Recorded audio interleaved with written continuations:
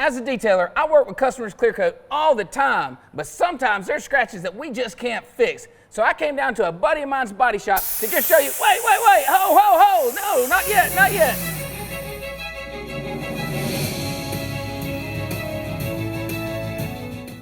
Great work is mandatory. It's a must. If we want to continue to grow, if we want to get to the goals that we have set forth, then we have to put out great work. It's got to be the best. What's up, guys, and welcome back to another episode of Shop Talk Tuesday. And this week, we're at a shop that looks a lot different than mine, but there's a reason for that. I'm over here at my buddy's shop, Thompson's Paint and Body, and we're here to show you the difference in scratches. I want to show you the difference in what we can fix at Easy In and what they can fix at a body shop and how to know the difference. Let's take a look at a real life example. I have this truck here and you can see scratches all down the passenger side, but there's one scratch in particular that we're interested in, and that scratch goes from back here, which is barely into the clear coat, all the way down, and boy, you can tell this thing went all the way through the paint and it's in the metal. Now the scratches on this end, Easy In could definitely fix by maybe wet sanding the clear coat, flattening it out, and polishing that scratch out. But when we get down here on this end, that's gonna take a body shop. That's through the paint. Now I'm gonna let you guys in on a little secret. Actually, it's our rule of thumb, all pun intended. If you can take it with your fingernail and feel the paint, you know that scratch is all the way through the paint and down to the metal. And that tells me body shop work. Detail shop can't handle that kind of fix. All right, now we know that this truck's gotta go to the body shop. Let's bring on the Don of this body shop and ask him just how in the world you would go to fix a scratch like this.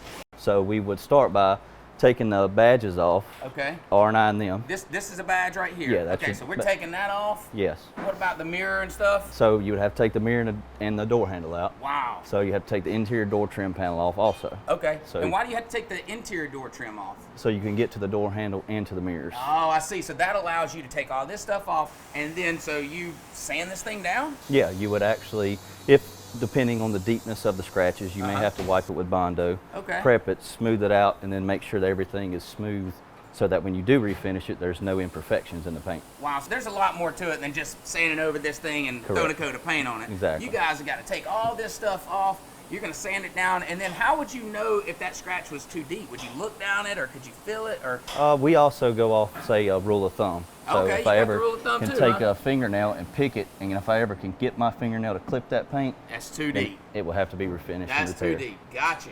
So Don, I know that not all scratches are created equal. What about paint? So how do you go about making sure that you have the right paint color to match this truck? So each vehicle has a VIN number. Okay. So we would call the dealership or pull the paint code off of the vehicle. Wow. And it gives us a paint code. So we put it in our mixing machine. And we mix every color. So say this black, it's not a black. It's actually a black with metallic in it. And that's what gives it that cool look of just like different colors. It's not just a solid black. Correct. So about 9 different colors go into this with metallic.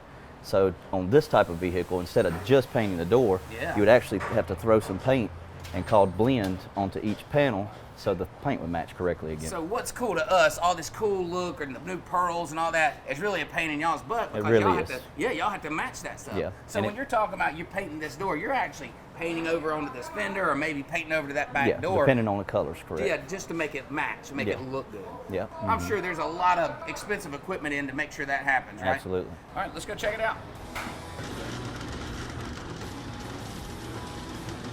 So here we are in the paint room, and man, there's a lot of stuff going on. We basically got a gigantic robot that's mixing up all this paint, and they're nice enough to let me pour up some paint. So we're gonna turn this thing off, grab the right paint, and I sure hope I grab the right one. We're gonna pour it up. Now I'm a little bit nervous because this stuff's really expensive and I don't wanna over pour. So let's try this thing out.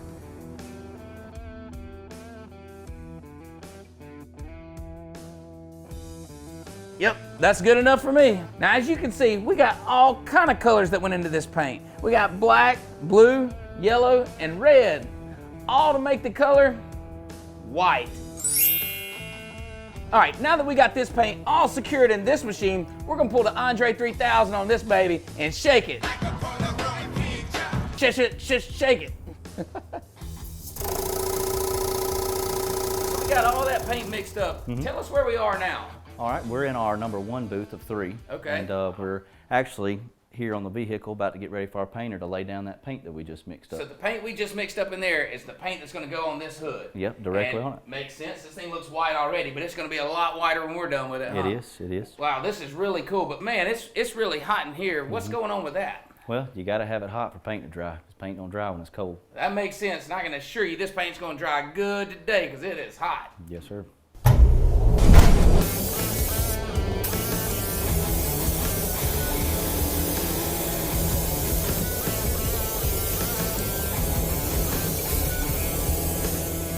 All right, so we got your guy in here painting. How many coats of paint will he put on this thing? He'll put on 2 coats of the color that we mixed up. Okay. And then after that, he'll do 2 coats of clear. But there's a coats. process. He'll do the first coat that he's doing now, let it dry, do another coat, let it dry, and then he'll clear it in the same process. Wow, so how long does it have to dry for? Is that just based on the temperature? Yes, well, you use a fast clear, you use a slow clear, depends on what it is. Like today, probably around 10 minutes for this to dry. Oh, wow, so that don't take long at all, and he can lay both coats today. So Yes, absolutely. Will he finish the clear as well? Yes. Well, it'll be drying time, Be drying time. and then it'll be time to rebuild the vehicle. Wow, and then you got to put that whole front end back together and Correct. get this thing ready for the customer. Listen, I'm not gonna lie, I'm ready to see the finished product. This place has been amazing, y'all been wonderful, but I'm ready to see it. Let's check it out. All right. Roll that beautiful paint footage.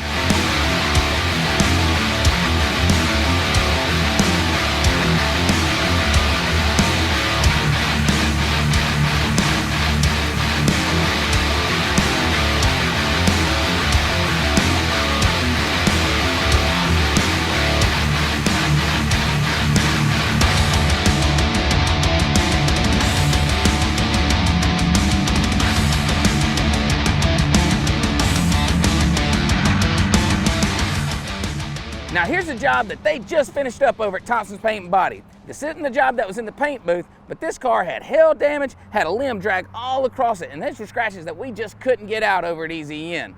Well, my buddy Don took care of it, and man, he's got this thing looking good. If you find yourself with a scratch that Easy In can't get out, give my buddy Don a call. He'll take care of you. However, if you find yourself needing a detail, go over to easyindetail.com and click Get My Estimate. Now that's going to do it for this week's episode of Shop Talk Tuesday, and I'll see you next week.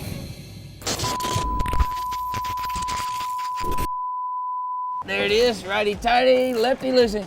What are you doing? Oh, nothing. We're going to pull the Andre 3000 on this mug and shake it. Shake it. And it's my job to tell you which ones weren't. No. What the hell? Is that what I want to say? Pick at the paint? Not pick at the paint. If it hangs, if it hangs, caught, that's it. But this is one that had hail damage and had a limb scratch all the way down. Now, this isn't the same.